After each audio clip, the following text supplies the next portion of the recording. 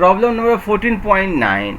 In an intrinsic semiconductor, the energy gap Eg is 1.2 electron volt. Its whole mobility is much smaller than that of electron mobility and independent of temperature.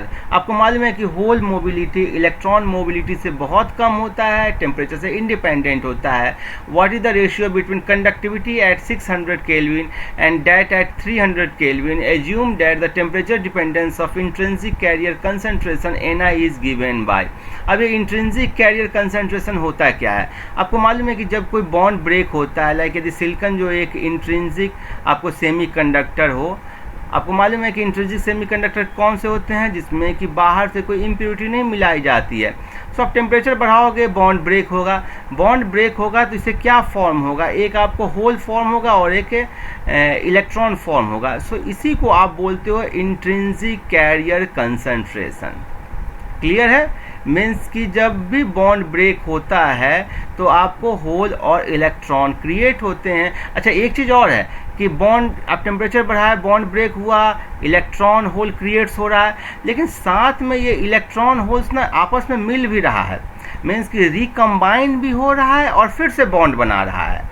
ये bond break हो रहा है, recombine हो रहा है, bond बना भी रहा है, लेकिन overall a period of time में इक्विलिब्रियम जो एस्टैब्लिश हो रही है वो टेम्परेचर के अकॉर्डिंग नंबर ऑफ होल्स और नंबर ऑफ इलेक्ट्रॉन्स जनरेट हो रहा है. वही आपको इंट्रिंसिक कैरियर कंसंट्रेशन हुआ. क्लियर है? और उसका टेम्परेचर से डिपेंडेंस का जो फॉर्मूला है वो ये है.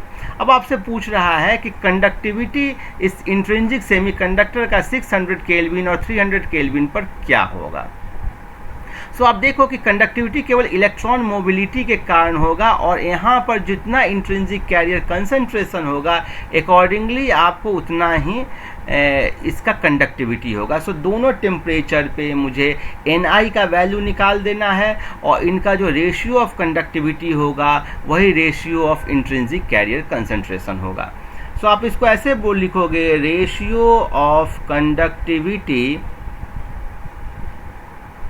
at 600 Kelvin and that at 300 Kelvin is equal to ratio of intrinsic carrier concentration. इन दोनों टेम्परेचर पर जो इंट्रिंसिक कैरियर कंसंट्रेशन है वो भी आपको निकालना होगा. वही रेशियो हो जाएगा कंडक्टिविटी का. तो दोनों का निकाल लेते हैं. पहला हम लोग निकालते हैं 600. पहले 300 केल्विन पर क्या होगा. सो Ni1 बोल देता हूँ, मीन्स कि टेम्परेचर में 300 केल्विन ले लूँगा इसके लिए. सो EXP minus EG divided by 2KB into 300. ठीक है, टेम्परेचर यहाँ केल्विन में होता है T. इस फॉर्मूला में T किस में होगा? ध्यान दो, इन केल्विन. नहीं भी दिया रहे एग्जाम में तो ये आपको ध्यान रखना है. और Eg क्या होगा? बैंड एनर्जी गैप होगा, जो यहाँ पर 1.2 इलेक्ट्रॉन वोल्ट दिया गया है. अब ये Kb क्या है? Kb आपको बोल्ट्जमैन कांस्टेंट है. बोल्ट्जमैन कांस्टेंट है और इसका वैल्यू क्या होता है? इसका वैल्यू होता है 8.62 इंटू 10⁻⁵ इलेक्ट्रॉन वोल्ट पर केल्विन. देखो यहाँ पर मैं इलेक्ट्रॉन वोल्ट में लिखा इसलिए ताकि आप Eg को भी इलेक्ट्रॉन वोल्ट में लो. यदि Eg आपको जूल में दिया जाएगा तो इसको भी आपको जूल में बदलना होगा और जूल में बदलने के लिए इसको आप मल्टीप्लाई कर दोगे E के वैल्यू से. That is 8.62 into 10⁻⁵ into 1.6 into 10⁻⁹. जो इलेक्ट्रॉन का चार्ज से मल्टीप्लाई कर दोगे तो ये क्या हो जाएगा फिर? Joule by kelvin. लेकिन यहाँ पर चूंकि इलेक्ट्रॉन वोल्ट में तो हम लोग उसी में लेंगे. क्लियर है? सो Ni1 निकल गया. वैसे ही Ni2 निकाल देंगे हम लोग. N0 EXP, ठीक है, minus EG divided by 2KB into 600. Clear है? सो अब आपको यही रेशियो निकालना है. बहुत आसान है, तुरंत बन जाएगा आपसे. Ni2 divided by Ni1 is equal to N0 cancel out हो गया. So EXP minus EG divided by 2KB 600 divided by EXP minus EG divided by 2KB 300. तो ये हो गया आपको EXP minus EC divided by 2KB, और ये हो जाएगा माइनस आपने पहले ले लिया तो कितना हो जाएगा 1/600 माइनस 1/300। देखो यहाँ पर आपने माइनस पहले ले लिया इसलिए आप ऐसे लिख रहे हो, ठीक है।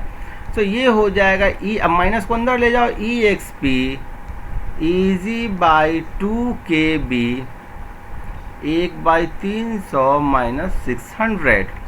अब सिंपल इसको सॉल्व कर देना और कुछ भी रॉकेट साइंस नहीं है इसमें। सो EXP EG का वैल्यू कितना था, देखो ये आया है, आपको दिया गया 1.2 electron volt. So 1.2 electron volt divided by इसका क्या है 8.62 इंटू 10⁻⁵ इलेक्ट्रॉन वोल्ट पर केल्विन। मैं फॉर्म में इसलिए लिख रहा हूँ ताकि आपको ये कैसे कैंसिल हो रहा है वो भी पता चल जाए। और ये हो जाएगा इनटू 1/600 केल्विन। तो देखो ये केल्विन से ये केल्विन यूनिट कट जाएगा, इससे ये कट जाएगा। सो एक्सपोनेंशियल के अंदर में जो आएगा वो आपको एक नंबर आएगा। तो ये हो गया EXP 1.2 into 10⁵ divided by 8.62 into 600। इससे ये कट जाएगा तो कितना हो जाएगा 10⁻⁵ हो जाएगा। तो ये हो गया EXP, ये 6 से गया तो ये 0.2 हो गया, और ये हो गया आपको 200 डिवाइडेड बाई, अच्छा यहाँ पर देखोगे 2KB TB था ना, तो 2 भी था यहाँ पर।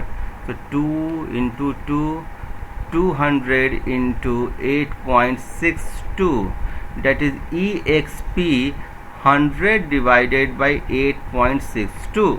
इसको अब सॉल्व कर दोगे, ठीक है। तो देखो क्या आएगा इसका आंसर, ये आ गया आपको EXP मतलब समझ रहे हो क्या है, exponential E to the power 100 divided by 8.62, और इसका वैल्यू होगा E टू दी पावर 11.6। अब आप कैलकुलेटर का यूज करोगे या आपके एग्जाम में ये वैल्यू दिया रहेगा, तो ये वैल्यू होगा, ये वैल्यू आएगा 109,097 109,097.799।